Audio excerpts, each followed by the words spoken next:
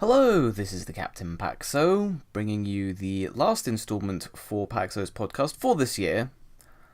Um, and I was thinking about doing a 2018 recap, just what's happened with my life over the past year. Um, if you don't want to listen to real life stuff, then there'll be a timestamp in the description. Because this is gonna be it's going to be real. It's not going to be particularly positive or pleasant. 2018 really fucking sucked for me. So if you want to skip that, and I understand if you do, get to the more positive stuff, the gaming stuff, because 2018 was a pretty good year for gaming. Timestamp in the description. So this house used to have 3 cats in it. Tai and Chi, Chi, black and white, Tai, tortoiseshell. You wouldn't think they were sisters, but they are. You can see it if you look at just the shape of their faces and their eyes. You can tell that they are related. They just have different fur patterns, hence why they're called Tai and Chi. They're very different, but they are sisters.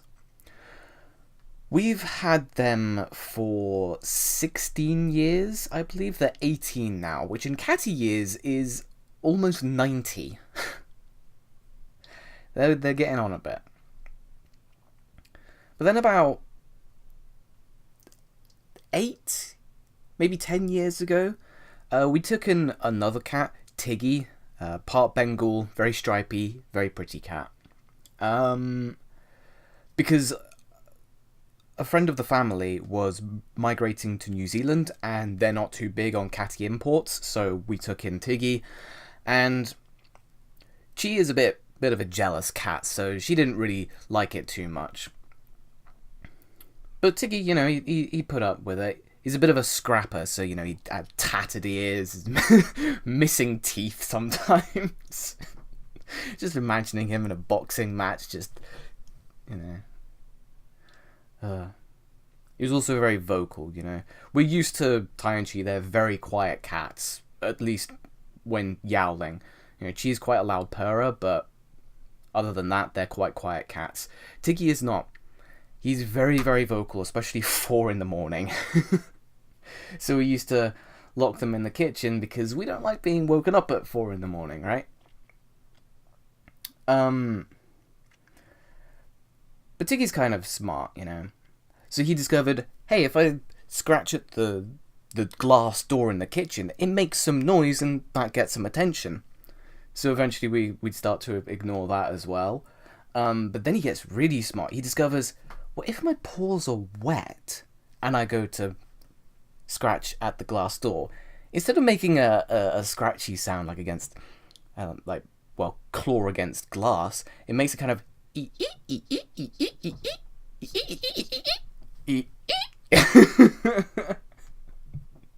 So he would go outside, damp his paws, come back inside, and just eat till someone came.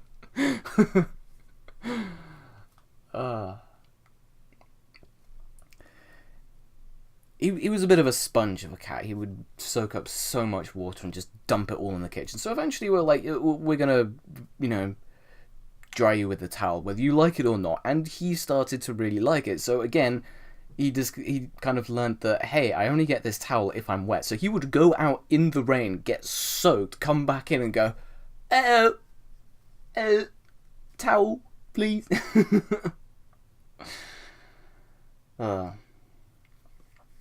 He was definitely a unique cat. But that's where 2018 really starts to suck, is because earlier this year he passed away. Combination of bowel cancer and an infection, which we didn't know about either of them, until it was far too late. So that really, really sucked. And then the year went on by, and nothing bad happened. And then come August, it was my cousin's wedding, so we flew out to Australia to go for that, and it was a really good experience. Really fun to be in Australia again, because I haven't been in Australia for like 14, 16 years. It's something ridiculous like that. And on the way back, we went to Vancouver in Canada. Really, really good trip. The wedding itself was really enjoyable. It was really good to catch up with my cousins, and yeah, good experience, but wasn't all good, you know? Because a week before the wedding, whilst we were out in Australia, my granddad passed away. Wasn't much of a surprise, to be honest. He's been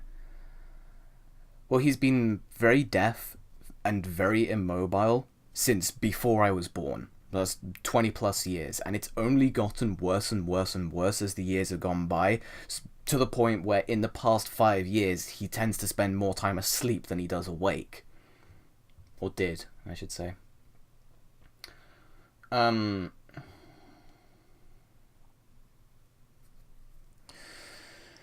Yeah, that really sucked.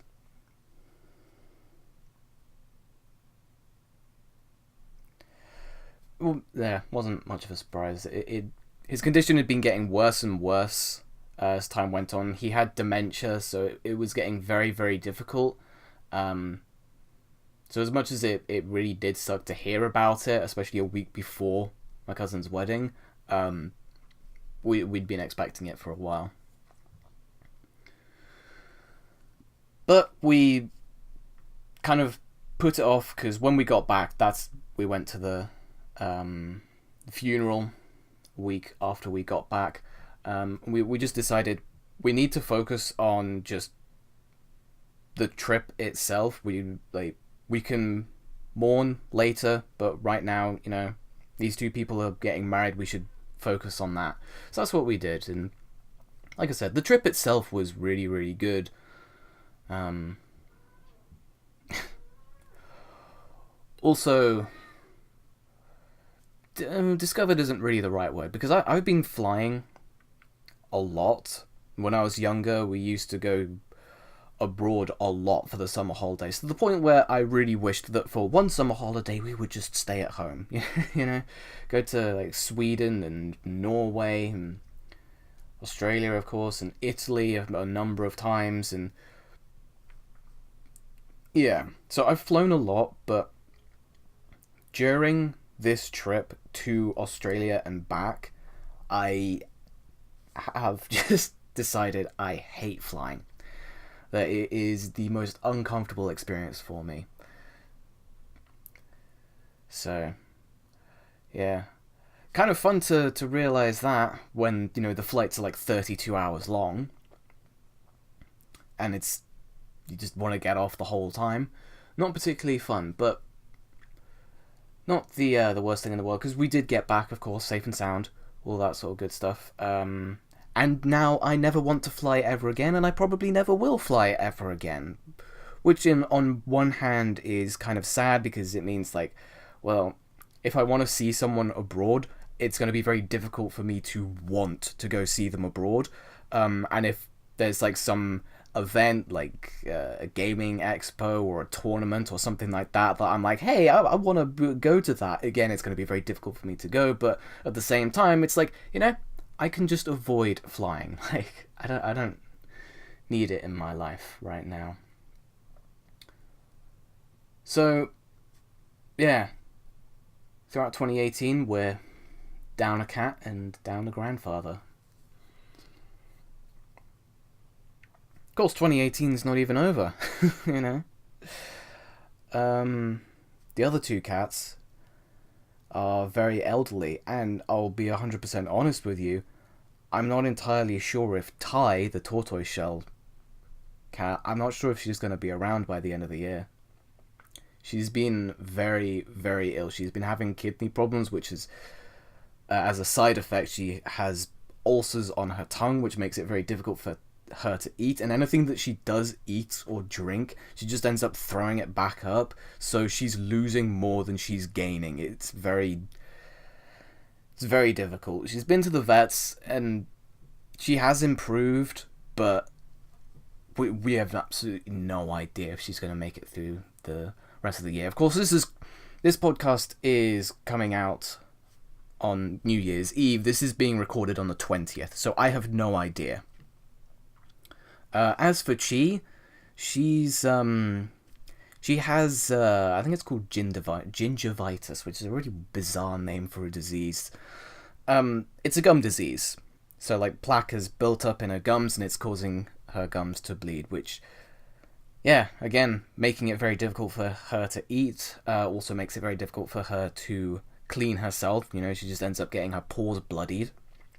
But she's, again, gone to the vets, and she's doing a hell of a lot better now. I'm very confident in saying that she will survive the year, but after that, I have no idea how long she'll be around for. Which, again, sucks, because she's been around for 16 years. So, you know, I've grown up with her. Lots of fond memories. And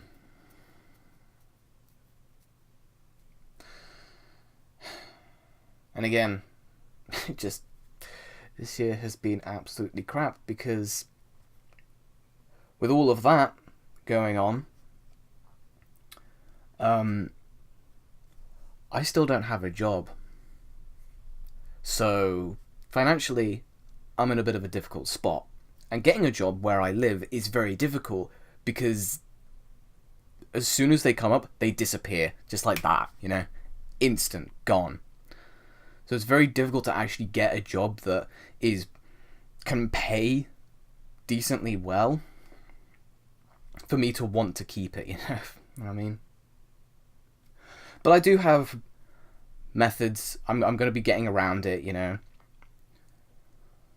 Get some support and whatnot in the New Year's. So that's like, presently it's kind of bearing down on me, but I'm going to be able to overcome it in the next month. The real kicker for this year, one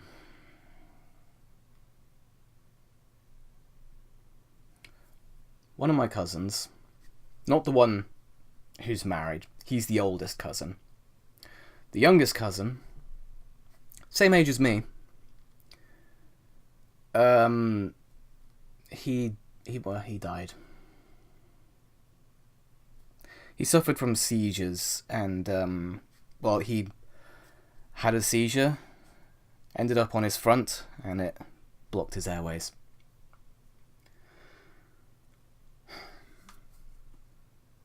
It's just, you know, I'd seen him the month before, and he seemed fine, you know.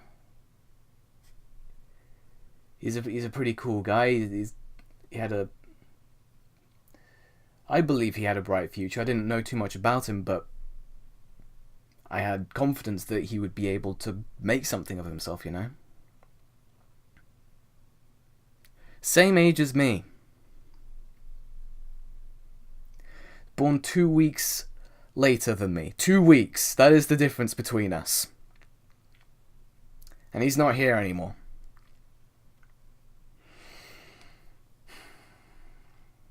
Which extra sucks, because my grandmother, who has lost her husband a month before this happened, we had managed to convince her to go to Australia to visit the Australia lot, the cousins. And then this.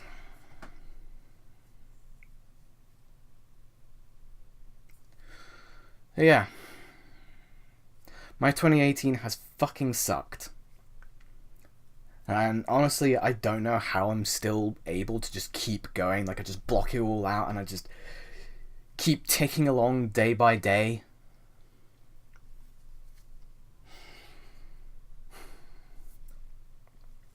Yeah. I hope your 2018 has gone a lot better than mine. And I'm really hoping that 2019 goes better than 2018 did. Because I don't think I could take another year like this. Anyway. I could have gone into further detail about this, but I hope you understand I really didn't want to. So, that's it for the miserable stuff. Can get back to the more positive stuff. Alright, I'm back with part 2. I know it's been like a couple seconds for you, or you clicked the timestamp, but it's been a few days for me, and I have the Christmas sniffles! Yay! So Merry Christmas, Happy New Year, and I'm ill. Thanks. But 2018's been a really good year for games, you know. We got Monster Hunter World for Xbox One, PS4, and then we got it later this year for PC, along with Generations Ultimate for Switch, and of course, you know, Smash Ultimate. That's been really, really good, right? There's been a couple of flops, but for the most part, it's been really, really good. And, well, I think it's safe to say that I've put the most amount of time into Monster Hunter. I mean, it's very quickly become my favourite franchise. One of my favourite franchises, at least. And Iceborne, look at that, Iceborne got announced. And the thing that really interests me the most about Iceborne is probably the fact that they didn't just call it Ultimate, you know, they called it Iceborne, as if there could be like a Fireborn or a Born, something like that, you know. Basically, it opens the door for Capcom to make multiple expansions to World that are like G-Rank, but step it up even further, you know, just kind of keep updating it like an MMO sort of thing, you know. So that's got me excited, you know, for the potential of, wow, they could really add a lot to this game. But it also excites me because it's going to really change up Monster Hunter, mostly because Nagakuga is in it, and that means that Tigrex and Barioth are most likely going to be in it because those three monsters share the same skeletons, and it's often remarked that monsters in Monster Hunter World are put in the game based on if they can easily plant that monster on a skeleton. Like I said, Nagakuga, Tigrex, Barioth, they all share the same skeleton. Nagakuga is confirmed, and because it's an icy environment, it's safe to say that Tigrex and Barioth are going to be in Iceborne. But Nagakuga is going to really mix things up because we don't currently have a monster in World where they are immune to one type of pit or one type of trap, but not the other. They're either completely vulnerable to all traps, or they're completely invulnerable to all traps. You know, it's either like a Great Jagras style, where you can put them in a pitfall or a shock trap, or they're an Elder Dragon and you can't do anything to them with traps. Nagakuga's going to really change that up because it can't get affected by pitfalls unless it's enraged, right? So we're really going to have to think about that when it's limping, when it's ready to capture. It's like, well, it's not enraged, so we can't put it in a pitfall, but we've already used our last shock trap just trying to get it down to capturable state. What the fuck do we do? Gonna have to either wait for it to get enraged so you can put it in a pitfall, or you can use a sonic attack to force it into an enraged state, because that's another cool thing about Nagakuga, is you use a sonic attack and it forces it into an enraged state. So hooray! There's reason to use sonic attacks now. Oh my god. Honestly, there's only 4 monsters in World that I'm aware of that can get affected by sonic attacks. You got Giratodus, Lavazeoth, Diablos, and Black Diablos, which is like, okay, so you got not Plesioth, not Agnactor, Diablos, and a subspecies. That's a pretty interesting roster right there, you know? God damn it. And they all burrow. That's the only reason they get affected by sonic pods, is because they burrow underground. You'd think that Paolumu would get affected by sonic pods, considering he has radar dishes for ears, but nah.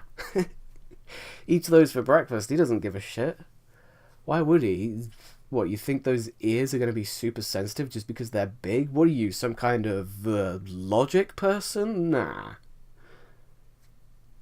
So yeah, I'm excited for there to be monsters that are actually affected by sonic attacks, because it gives the sonic waves melody on hunting horns a hell of a buff. Like, that's one of the things that can buff hunting horns, is just adding in more monsters that have ways to counter their attacks via a hunting horn buff. I've talked about this before in relation to Generations Ultimate, but you know, you can have things like Tremor Resist, Bind Resist, which is what Baroth does with its mud.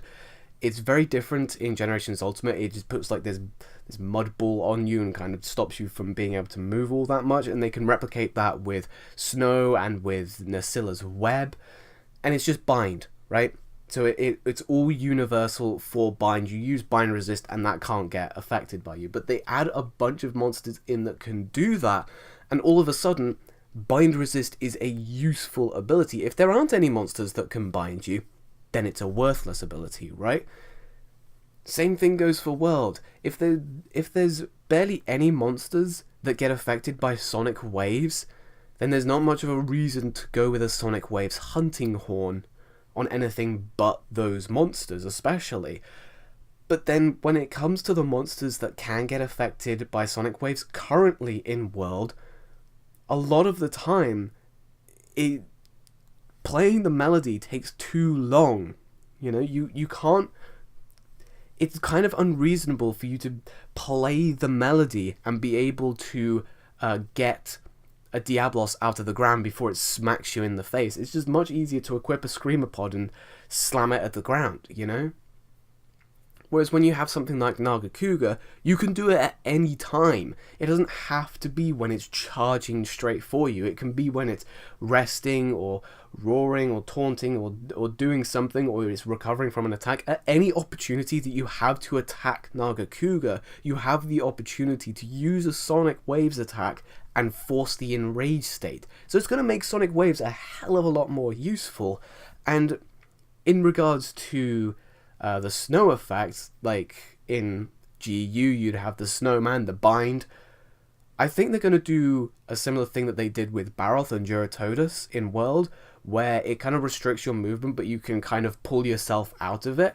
If they have monsters like Baroth, or Barioth, Jade Baroth, Lagombi, stuff like that, stuff that can create this effect, then I think the environmental resist buff is going to become a lot more useful, you know? So it is going to buff hunting horns in that way, and that's why I honestly think that the older Monster Hunter games didn't seem to need the attack boost on self-improvement for the hunting horns. Is because hunting horns were useful enough. They had enough buffs that they could give to you and your team that would counteract enough monsters to where a hunting horn is extremely useful. Whereas in World, there just aren't enough monsters that have that wide of a variety of status effects, for lack of a better term, for hunting horns to really be desirable. You know, you can just kill them, especially considering how much power we as hunters have over the monsters, you know? And that's another thing that I'm really looking forward to in Iceborne is, hey, new challenge! They really have the opportunity to massively jump up the difficulty whilst also adding in non-top tier monsters, you know? Because if they wanted to massively raise the difficulty, then it's not like they can just add in Zamtrios or something like that. It's a fucking Zamtrios. It's like a tier 2 monster, you know? It's like on the same level as like a Toby Kadachi, you know, it's not exactly a threat. But if you put it in G rank, where the bar gets raised so much for all monsters, and you have to essentially start over, now it's a threat, right? Now you actually have to contend with it. I really hope they put Zamtrios in World. I really do. That monster's so cool.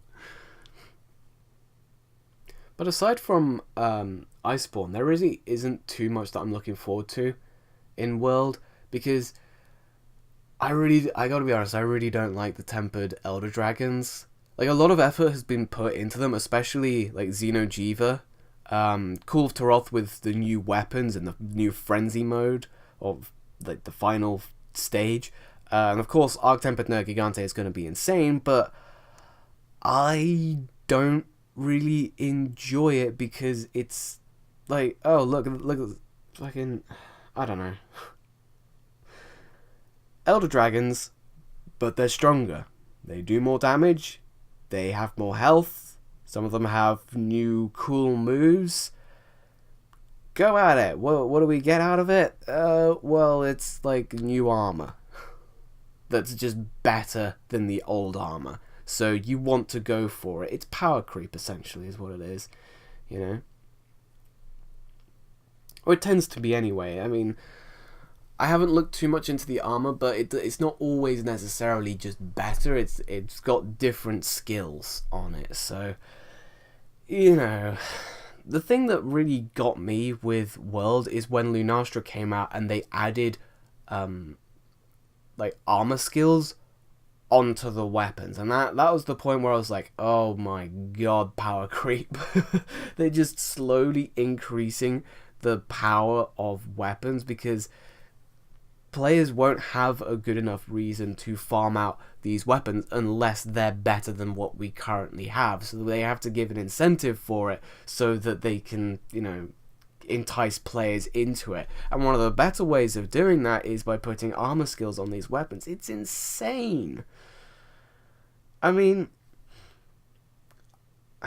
that's just one of the things that I prefer about Generations Ultimate over World, is that it's so much harder to get armor skills onto your set that you really have to choose which armor skills you want to invest in. You can't just pick and mix, you know. Oh, I'll have a little bit of health boost, get a little bit of recovery up. Yeah, why not? I can take Fortify and Resuscitate. Level 4 attack, yeah, I'll take that. And Divine Blessing level 3, yeah, I'll take that as well. Okay, how many arm skills? Oh, I can fit one more.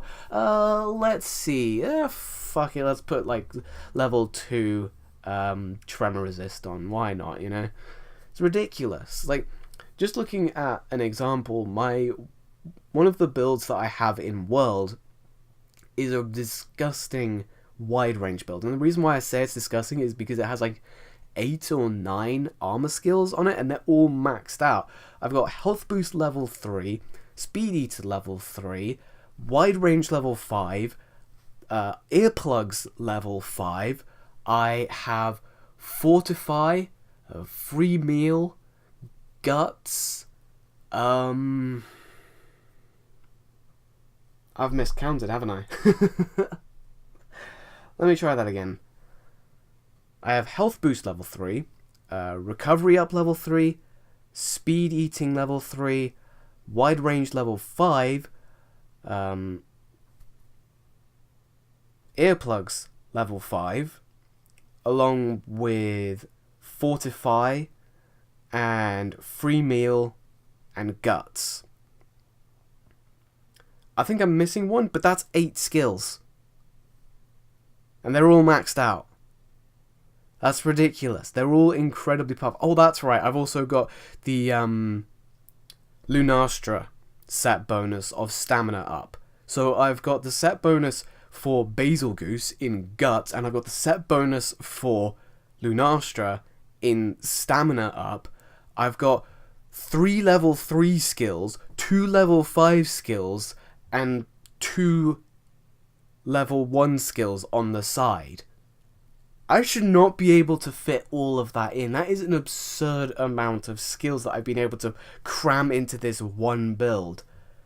Like in Generations Ultimate, you have difficulties getting 4 skills onto your build, and not even maxed out, you know? It's ridiculous. You really have to specialize a lot more in Generations Ultimate. You really have to go, well, I want this, but I won't be able to get it, but I will be able to get this upper level. So it could be like, I'd really want to get Evade Window, but I can't do that without sacrificing my critical eye, or I could just increase my critical eye to +3 and leave the evade window. Okay, let's do that, because critical eye would be really nice, right? Oh god.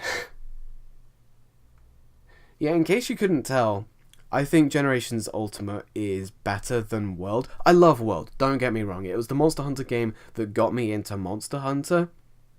and I wouldn't trade it for the world. I mean, I got it twice. I do love the game, but I think that GU is better in every regard, and that is a hill that I will die on.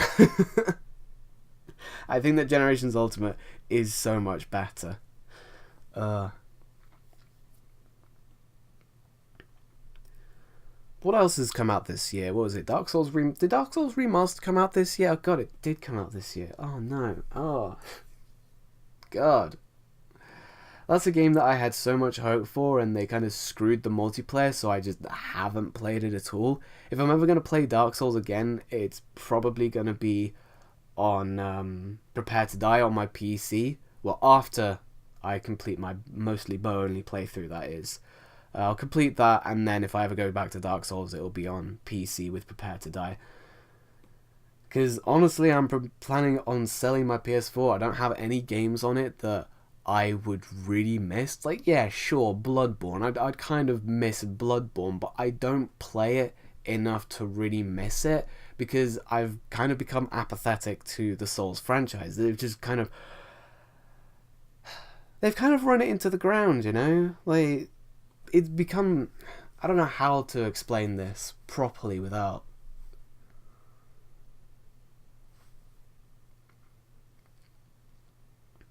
Dark Souls 2 was a major step back for me, right? There were so many things that I really do not like about it, such as enemy placement and the general movement. I hate adaptability. I really don't like the attack animations of most of the weapons in the game. The controls feel extremely floaty, but also extremely clunky at the same time, which are two words that I don't think should be able to mix, but they do somehow, and it doesn't make any sense to me.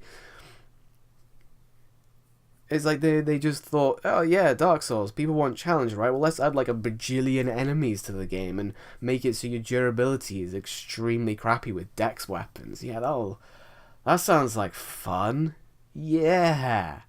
So yeah, Dark Souls 2, really, really bad for me. Did not like it at all. Bloodborne is good, but it doesn't hook me as much as Dark Souls 1 does.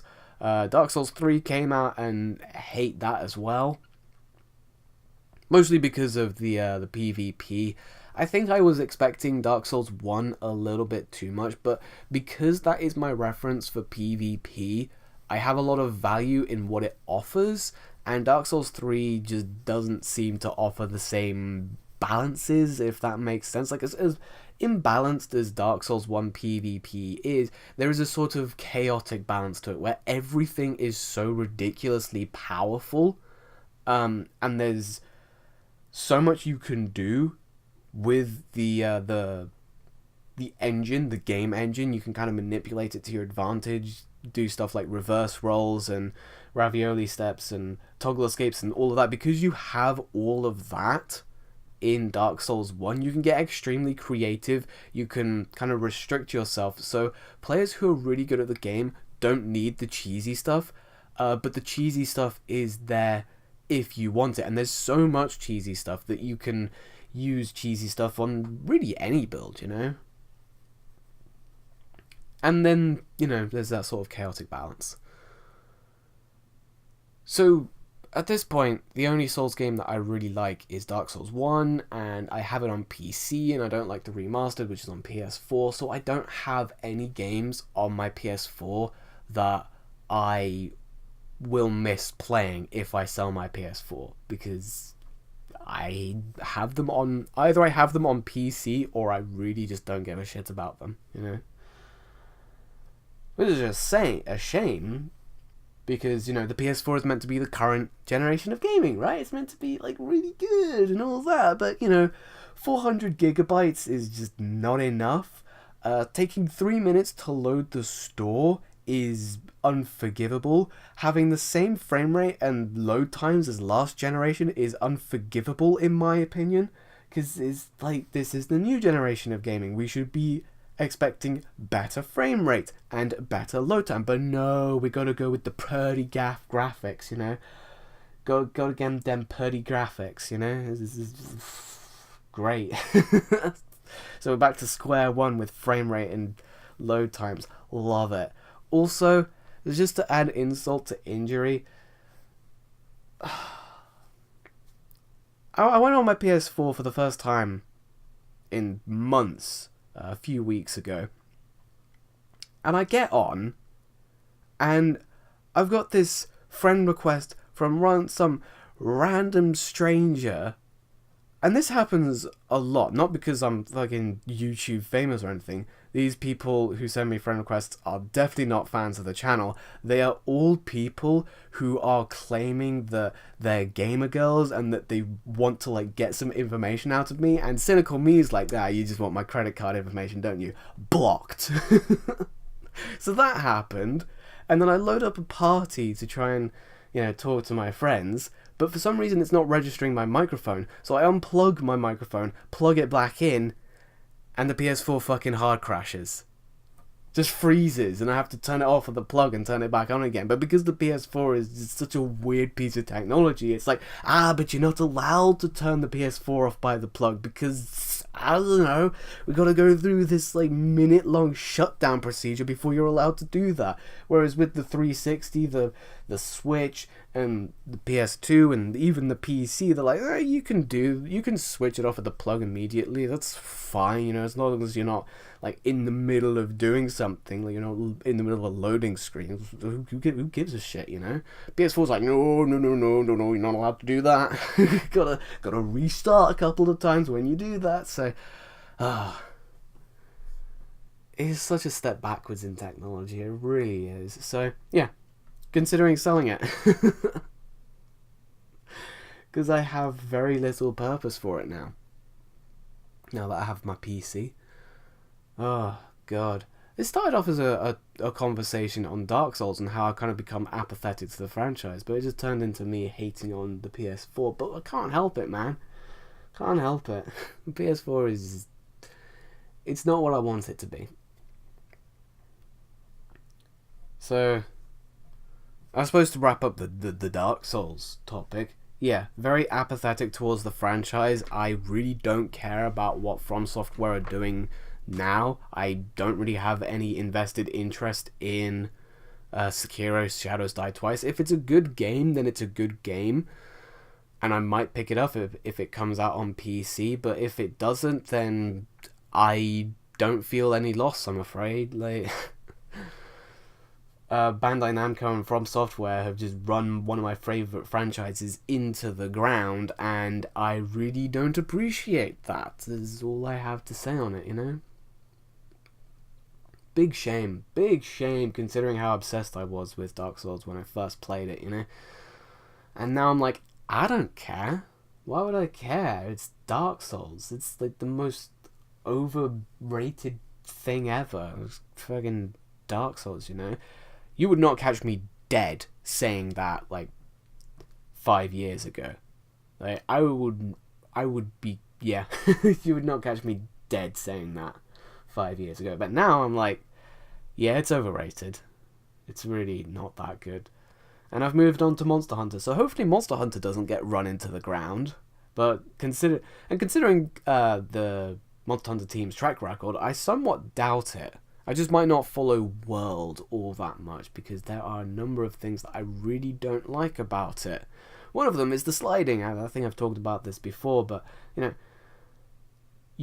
let's say you're using a hammer and you want to do a standing level 3 charge on a monster's head. If you're on a slope and you want to reposition, you're going to end up sliding past that monster and missing your opportunity to get your standing level 3 charge off. It's like, I don't want to do a mounting attack. I want to do a standing level 3 charge. No, you're going to do a sliding attack. Oh, for fuck's sake, really? Oh, God's sakes. Also fucks with doing the Superman dive sometimes. I don't know if that's just me being bad, but it seems to me whenever I'm sliding and I try and do the Superman, I just comes out as a roll, which is very fucking frustrating. I mean, it can mean the difference between life and death, right? Especially when you're going up against the Nergigante dive bomb. Man, being ill sucks. I'm fumbling my words so much. I do apologise. And after all of that, there's Smash Ultimate, you know? Which I'm having a lot of fun with, despite the fact that I can't play online currently. Just fighting bots, you know? I'm so bad at it. Like, because I've played a decent amount of Brawlhalla, when I first started playing Smash, it was just Brawlhalla in my head, so I was making so many stupid mistakes. And one of those mistakes, which has gotten me killed so many times, is that I will run off of the ledge and immediately jump, thinking that I still have an extra jump. That's not how the game works. You get a grounded jump and then a mid-air jump. That's how it works. So when I slide off the ledge and jump, I've just used my mid-air jump, and because I'm not touching the ground, I don't have a grounded jump. I don't have any jumps left, and I don't realise that until far too late. I try and use my recovery, but yeah, too late. Dead. God damn it. Brawlhalla is not like that at all. If you get 3 jumps, regardless of if you are grounded for the first one or if you're in mid-air. You also don't just get 1 dodge. Your dodge recharges after about 5 seconds, I believe it is. So you can dodge in mid-air and then 5 seconds later dodge again. And also same thing kind of goes for the recoveries. You know, you use your recovery and then it goes on a cooldown and then you can use it again if you're still in mid-air. I think it resets if you land on the ground and then jump again. But combining all of that, it makes getting back on stage in Brawlhalla extraordinarily easy. But it also means that because everybody has these abilities, it means like stage diving is a hell of a lot more of a reasonable option, you know. So aerial combat is kind of the focus in Brawlhalla, whereas grounded combat is a hell of a lot more important in Smash, and that's just so difficult for me to get used to, you know. I'm getting there, you know. I mean, there was a time where I was struggling against the level 3 CPU because I was just that fucking bad. But hey, look at me, I'm now fighting level 6 CPU and not quite getting my ass handed to me, but I am, you know, losing on the odd occasion. All part of the learning process.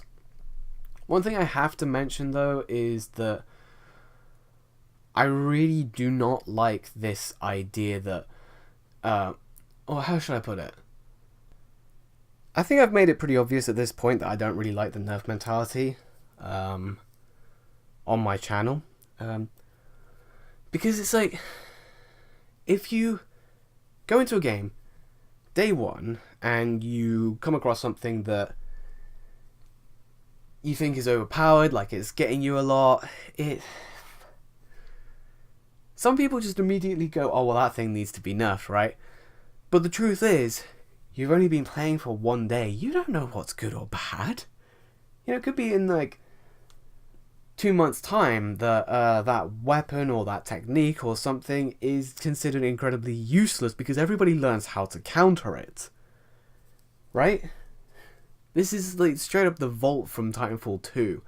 Like, within the first couple of weeks, everybody thought that the Vault was overpowered, so it got nerfed into oblivion, and now it's useless. It's got feather bullets. You can't do any damage with that, you know?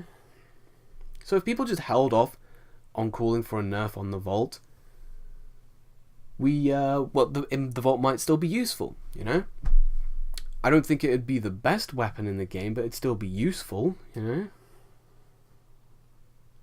Same thing goes for slicing ammo in Monster Hunter World. That thing got nerfed very, very quickly relative to everything else getting buffed, which is a big shame because now slicing ammo is kind of useless.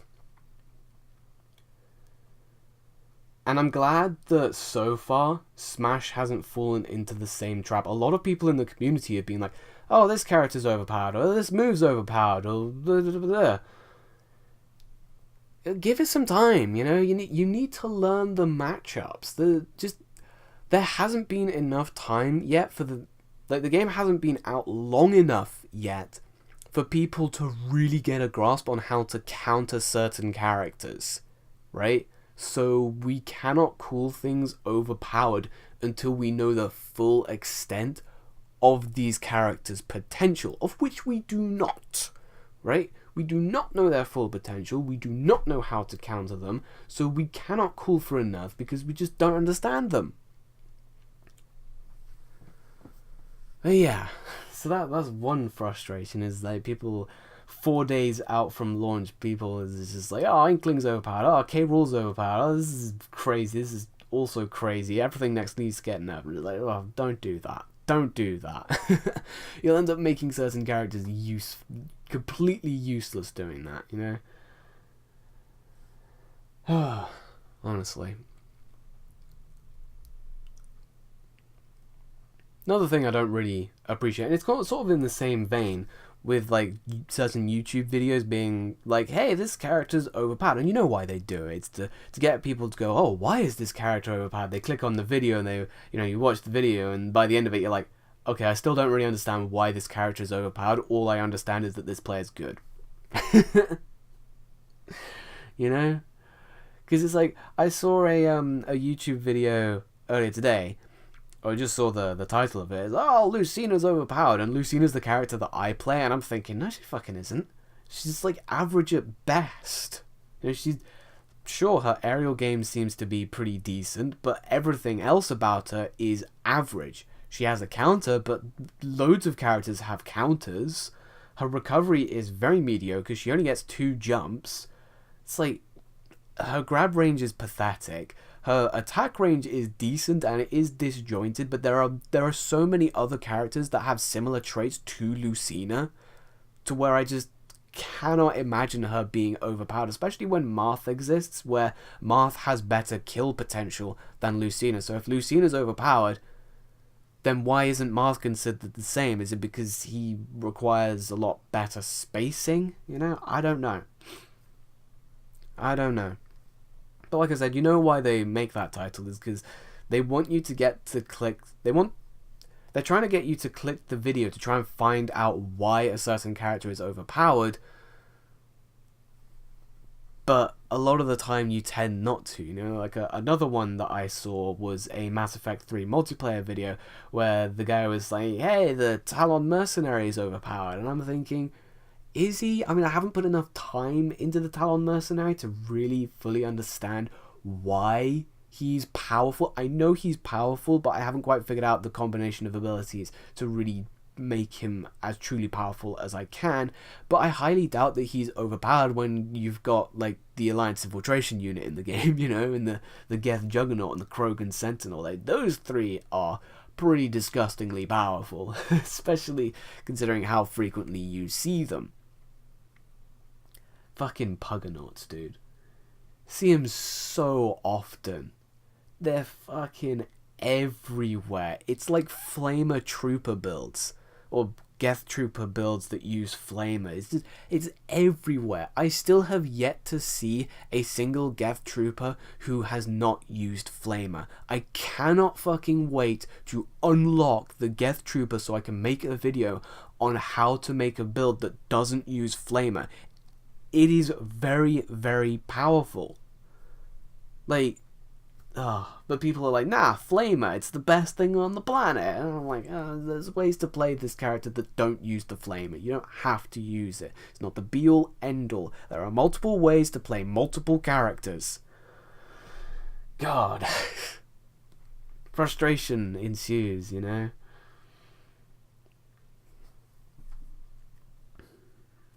But yeah, I've been playing a lot of Mass Effect 3 multiplayer. Of course, it's on my channel, but I'm playing a hell of a lot more outside of the videos alone. Just trying to unlock characters. Like, right now, my priority is to unlock the Geth Trooper. Like I said, I really want to unlock him. He is my favorite character. I cannot tell you how many hours I have put into that character, none of which have been using the Flamer build. I mean, I did use the Flamer build initially, but I hate Flamer builds with a fucking burning passion, hot fire. I don't like it because I think it's just super cheesy, because it hits through walls, it's got insane rage, it deals really good damage, it slams everything in fire, so that can all get detonated for fire explosion, which just gives the primer insane amount of points. It's fucking filthy. And I thought to myself, you know, every Geth has hunter vision, but the trooper, out of all the Geth that have hunter mode, the the trooper has the most amount of shields, which means he benefits the most from Hunter Vision, because Hunter Vision halves your shields. So because he's got the most amount of shields, when it gets halved, he still has the most amount of shields out of all the Geth when they use Hunter mode. So he still has a really good amount of shields. But also, he has the ability of Fortification, which increases your damage resistance. So you're halving your shields, but you're increasing your damage resistance. So you become the tankiest Geth with Hunter Vision. You know, out of all the Geth that have Hunter Vision, the Trooper is the tankiest one. He's the most survivable, the most durable. And Hunter Vision just gives you some insane weapon bonuses. It gives you increased accuracy, stability, damage, and fire rate. There is no other ability that is just a toggle that gives you those crazy benefits. Like, Marksman increases your accuracy and fire rate, but it doesn't last forever, you know? Adrenaline increases your damage, and I believe your fire rate. But again, that doesn't last forever. It goes on cooldown, and it only starts to recharge once it deactivates. So you can't just keep it, you can't just upkeep it like you can with something like Biotic Focus. I think I'm going way too in-depth about this because I am going to talk about this in a future Mass Effect 3 multiplayer video. Probably the one where I actually play a Geth Trooper. But yeah, I can't wait. Haven't really had too much to talk about with this podcast, but I just wanted to kind of look back at all the games that have come out this year that I've thoroughly enjoyed. And it's pretty much just been Monster Hunter World, Monster Hunter Generations Ultimate, Smash Ultimate, Fortuna for a while at least. I've started to go off of Warframe again, which is a bit of a shame, but I did enjoy Fortuna when I did play it. And Mass Effect 3 multiplayer, which is like a 6-year-old game, and people are still playing it because it is good. I refuse to believe that people would still be playing Mass Effect 3 multiplayer if it was bad. Right? There's a reason why people are still playing it. It's because it's very good and there isn't a good supplement for it. Which makes me think, you know, like, there has to be a game developer out there who wants to make a game like Mass Effect 3 multiplayer. Hell, I want to make a game that's like Mass Effect 3 multiplayer because I want Mass Effect 3 multiplayer, but better. I'm actually thinking about making a review of Mass Effect 3 multiplayer, just the multiplayer, not the full game, just the multiplayer, because there's a lot to talk about there. There's a lot of amazing things about it, but there's also a lot of really bad things about it, especially in like the information that the game gives you. There's a lot of inconsistencies in the writing. Like, one of the gear bonuses says that it increases your thermal clip capacity, and then another gear piece says that it increases your ammo capacity, like maximum ammo capacity, but I'm almost certain that they do the same thing. So, you know, I'll be working on that at some point. I have no idea when I'm going to start. Probably once I've unlocked everything, which is like, I don't know when the fuck that's going to be. But it's not going to be anytime soon. Spoon? Alright. It's not going to be anytime soon because I'm working on another review for something else, and it is taking far longer than it should, but the amount of time that it should take is still really fucking long. Like, I don't know when it's going to be out. Not a clue, but this is something that I'm wanting to try and focus more on with the channel, is making these overly in-depth reviews. I wouldn't call them overly in-depth. I would call them extremely in-depth. Yes, but not overly. Because for some reason, people seem to think that like being short is a good thing in a review, and I know I've made short reviews, alright? But I've changed since then. Like, those reviews that I made way back when are bad. They are straight up bad. I hold no shame in saying that. all they do is state what the game is. It states the basic mechanics and then asks, is this something you're interested in? That's all they do. They are not good reviews at all. They don't state whether certain mechanics work or not, why they work or not. It doesn't go in depth on any one particular aspect of the game. I mean, how can I? They're 7 minutes long. So yeah, I've changed since those days, and now I'm valuing like going super in depth in games a lot more than just making a rapid fire review on something, you know. Because when you go in depth with something, you can really pick apart the game and really find out why it is enjoyable and why it is good or bad. And let's be honest, at the end of the day, it doesn't really matter if it's good or bad as long as it's fun. It's just that if it's a good game, it's more likely to be enjoyed by a larger number of people, if that makes sense. I'm really rambling on at this point. I think it's the cold I've got is just getting to my head. Yeah. I think I'm gonna have to end it here because I don't know what else to talk about because I'm fucking brain dead. I hope you've had a good 2018. Hope you had a good Christmas. I wish you a happy new year. So thank you very much for watching, and I'll catch you next time.